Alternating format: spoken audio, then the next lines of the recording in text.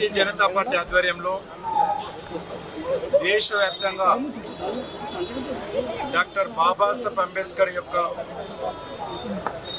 జయంతి ఉత్సవాలను అద్భుతంగా నిర్వహించాలని నిర్ణయం తీసుకోవడం జరిగింది. ఆ రకంగా 1980లో భారతీయ జనతా పార్టీ ప్రారంభించినప్పటి నుంచి నేటి వరకు కూడా డాక్టర్ బాబాసాహెబ్ అంబేద్కర్ యొక్క జయంతి ఉత్సవాలు కానీ వర్ధంతి ఉత్సవాలను కానీ వారి యొక్క ఆలోచన స్ఫూర్తిని మరి ప్రజల మధ్యకు తీసుకుపోవడం కానీ వారు చూపించినటువంటి బాటలో పార్టీని ముందుకు తీసుకెళ్లడం కానీ మేము తూచా తప్పకుండా చేస్తా ఉన్నాం. ఈరోజు దేశవ్యాప్తంగా కొన్ని లక్షల విగ్రహాలను భారతీయ జనతా పార్టీ ఆధ్వర్యంలో శుభ్రం చేసి అలంకరించి రేపు జరుపుకోబోయేటువంటి 134వ జయంతి ఉత్సవాలకు సిద్ధం చేస్తా ఉన్నాము. పార్టీ కేంద్ర మంత్రులు, ముఖ్యమంత్రులు, పార్టీ పార్లమెంట్ సభ్యులు, శాసనసభ్యులు, పార్టీ పదాధికారులు, పార్టీ కార్యకర్తలు అందరూ కూడా లక్షలాది మంది కార్యకర్తలు దేశవ్యాప్తంగా అంబేద్కర్ విగ్రహం యొక్క శుభ్రం చేసి అలంకరించేటువంటి ఈ కార్యక్రమంలో పెద్ద ఎత్తున పాల్గొంటున్నారు. రేపు అత్యంత శోభాయమానంగా పార్టీ ఆధ్వర్యంలో పార్టీ కార్యాలయం నుంచి మొదలు పెడితే, కార్యకర్తల ఇళ్ల నుంచి మొదలు పెడితే బస్తీల వరకు కూడా అన్ని ప్రాంతాలలో జయంతి ఉత్సవాలను అద్భుతంగా నిర్వహించబోతా ఉన్నాం. దానికి అన్ని రకాల ఏర్పాట్లు చేసుకుంటున్నాం. రేపు హైదరాబాద్లో కూడా పార్టీ రాష్ట్ర కార్యాలయం నుంచి డాంగడ్ అంబేద్కర్ విగ్రహం వరకు రేపు ఉదయం 9 గంటలకు ఊరేగింపు కూడా నిర్వహించబోతా ఉన్నాం.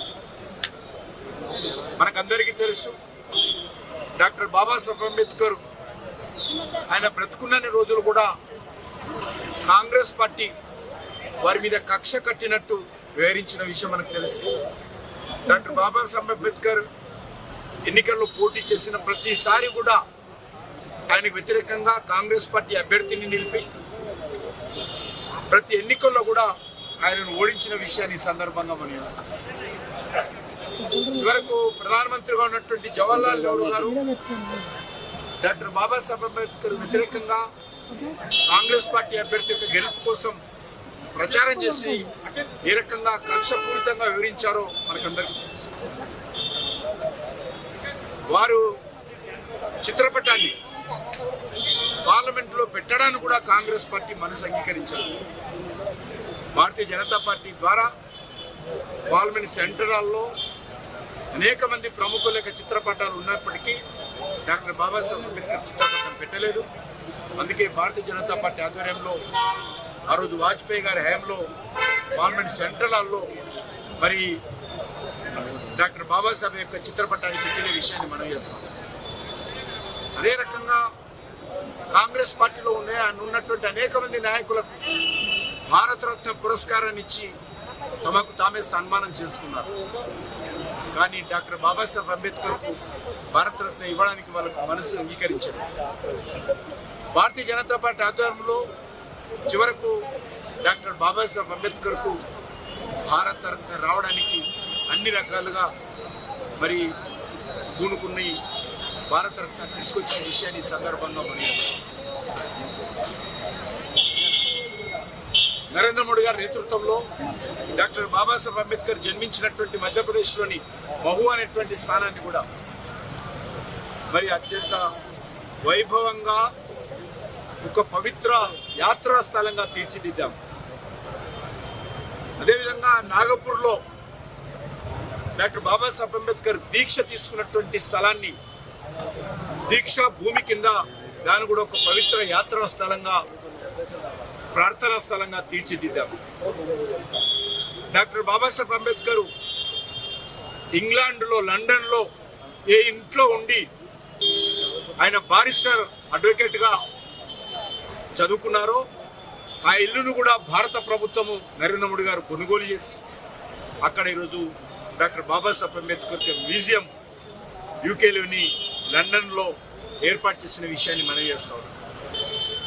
ఢిల్లీలో ఏ ఇంట్లో ఉండి రాజ్యాంగాన్ని రాశారో రాత్రనక పగలనక ఆరోగ్యాన్ని లెక్క చేయకుండా నెలల తరబడి నిద్ర లేకుండా ఒక అద్భుతమైనటువంటి ఒక మంచి రాజ్యాంగాన్ని, ఒక ఆదర్శమైనటువంటి ఉత్తమమైనటువంటి రాజ్యాంగాన్ని దేశ ప్రజలకు డాక్టర్ బాబాసాహెబ్ అంబేద్కర్ అందించాడో ఆ యొక్క రాజ్యాంగము రాసినప్పుడు ఉన్నటువంటి ఇల్లును కూడా భారత ప్రభుత్వము అద్భుతంగా ఈరోజు కోట్ల రూపాయలు ఖర్చు పెట్టి అక్కడ మరి ఒక యాత్రా స్థలంగా, ఒక ప్రార్థన స్థలంగా తీర్చిదిద్దాం. చివరకు వారి యొక్క అంతిమ సంస్కారం జరిగినటువంటి ముంబైలో ఆస్థానాన్ని కూడా మరి ప్రజలు సందర్శించే విధంగా అక్కడ కూడా అద్భుతంగా నిర్మాణం చేశాం.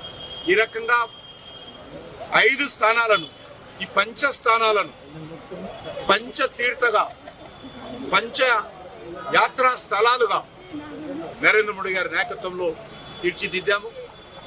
ఈరోజు నరేంద్ర మోడీ గారి నేతృత్వంలో కేంద్ర ప్రభుత్వము డాక్టర్ బాబాసాహెబ్ అంబేద్కర్ యొక్క స్ఫూర్తితో వారు చూపించినటువంటి బాటలో, వారి అడుగుజాడల్లో ఈరోజు పరిపాలన చేస్తున్నది. తప్పకుండా రానున్న రోజుల్లో కూడా పేదవాళ్ళలో అతి పేదవాళ్లకు ముందు న్యాయం జరగాలి, ఈ యొక్క పేదవాళ్ళలో అతి చివరన ఉన్నటువంటి అతి పేదవాడికి ముందుగా అన్నం పెట్టాలి అనేదే డాక్టర్ బాబాసాహెబ్ అంబేద్కర్ ఆ రోజు ఆలోచన. అదే స్ఫూర్తితో భారతీయ జనతా పార్టీ ఏకాత్మత మానవవాదం కింద పనిచేస్తా ఉన్నాము.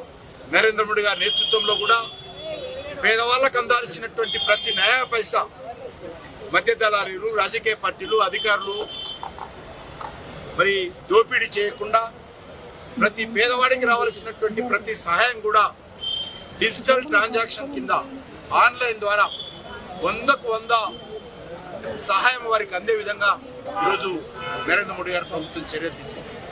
ఈ దేశంలో 80 కోట్ల మంది ప్రజలకు ప్రతి నెల 5 కేజీల చొప్పున తెలంగాణ రాష్ట్రంతో సహా బియ్యం ఇస్తా ఉన్నాం.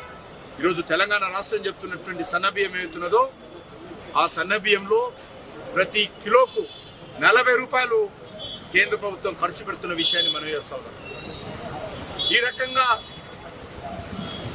నరేంద్ర మోడీ గారి నాయకత్వంలో బడుగు బలైన వర్గాలకు న్యాయం జరగాలని, అదేవిధంగా ఎస్సీ కమిషన్కు రాజ్యాంగబద్ధమైనటువంటి హక్కులు కల్పించాం, రిజర్వేషన్స్ పొడిగించాం.